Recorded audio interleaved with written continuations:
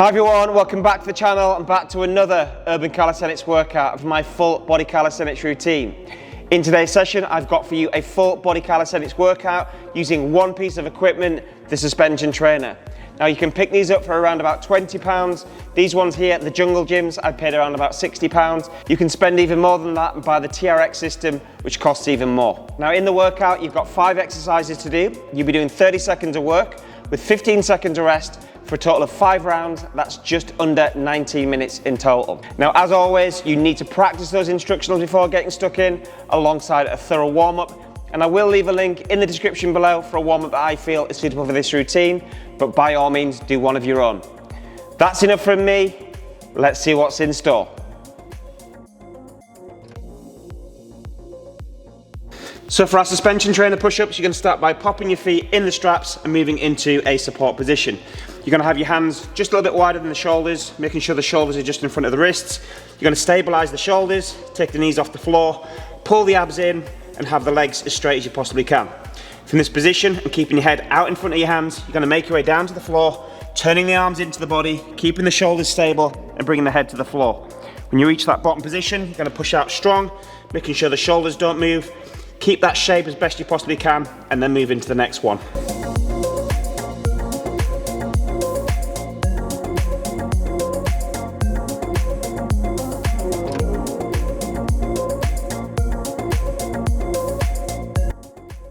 If this is too challenging, what you can do is start with the knees on the floor, still with the feet in the straps, perform the push-ups from here.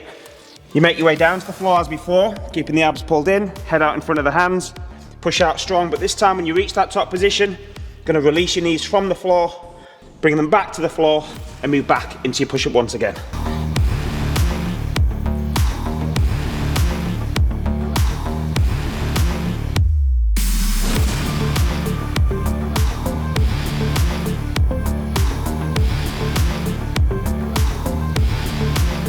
So for our plank support pushbacks, you're going to start by moving into a plank support position, making sure your forearms are parallel.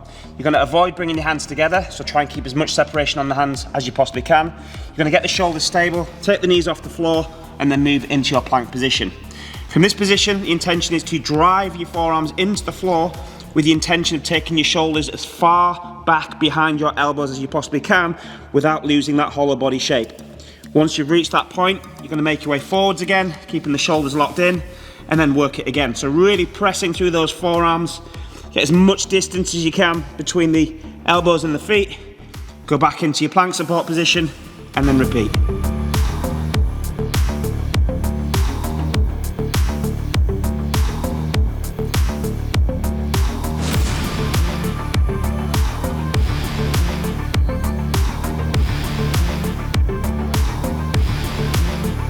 So for our suspension trainer Pikes, you're going to start by moving into a support position, making sure the hands are set to around about shoulder width. Bring the shoulders just in front of the wrists. You're going to take your knees off the floor and hold your support position. From here, the intention is to take more weight forwards, pressing into your fingers, keeping the arms straight, and really think about rounding the upper back as you bring the hips to that top position. From that top position, you very slowly bring the hips down, but keeping the weight forwards so you're not putting too much weight back into the legs. You go back to your start position, which is just in front of the wrists, and get ready for the next one.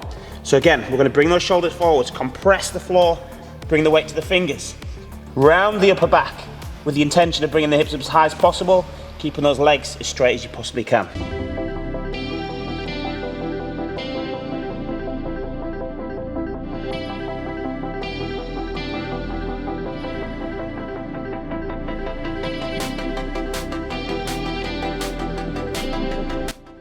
So if this is too challenging, what you can do is set up in exactly the same way. The only difference being is instead of moving into a pike position, we're going to work into a tuck. So still with the same intention, compressing the floor, bringing the shoulders forward slightly, taking it to the fingers, bring the knees as deep into the chest as you possibly can. As you extend those legs, just make sure you're not getting dragged back and adding too much weight to the legs. So once again, lean slightly, compress the floor, bring those knees in deep, keep the weight forwards, extend the legs, and drift back ever so slightly.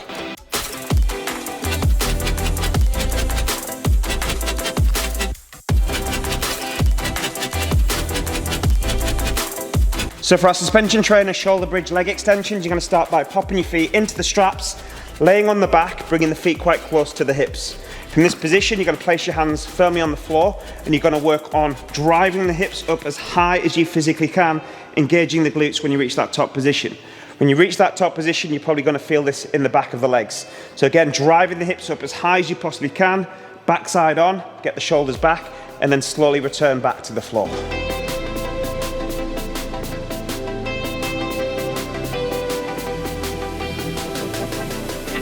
So if you're looking for the extra challenge, what you can do once you work into that bridge, drive your hips to the top position, all we're going to add is some leg extension. So from here, we're going to drive the hips up as high as possible, extend the legs out, keeping the hips up nice and high, pull the feet back into the body, and then take the hips down for control. So once again, drive the hips up high, extend those legs, pressing down through the floor, bring the feet back into the body, and then lower down for control.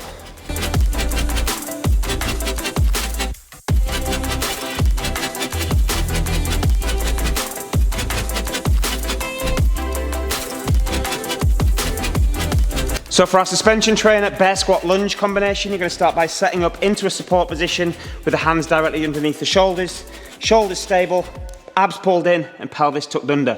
From here, you're going to start by moving into a bear squat, but keeping the straps in the same position, just turning those knuckles forwards. You're going to hit your deeper squat position whilst keeping weight on the shoulders, and once you've reached that point, you're going to take a step forwards with one leg. As you step forwards, notice how I turn the knuckles back out again, but I'm driving this back hip towards the floor. I then have to return back into a bear squat, keeping the straps in the same spot, hitting that low range on the bear squat, and then stepping up on the opposite side.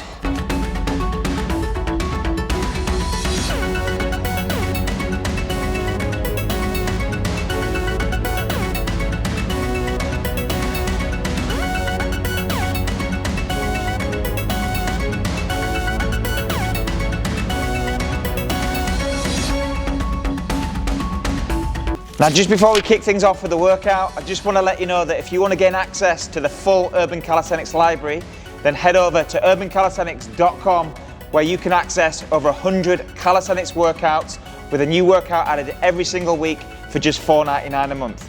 You can also take advantage of a 7-day free trial with no commitments and no payments up front. Now let's get into the workout.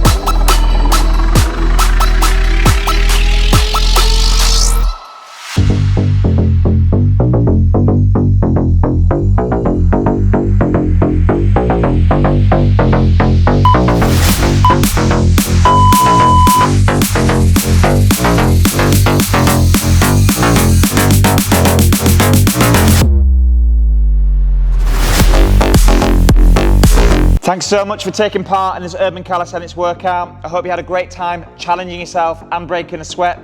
If you did find this workout useful and beneficial, please give me a like, and most importantly, subscribe to the channel.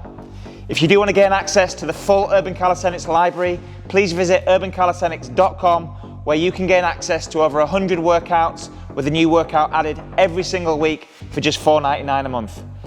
Keep up the great work, stay motivated, and I'll see you on the next workout.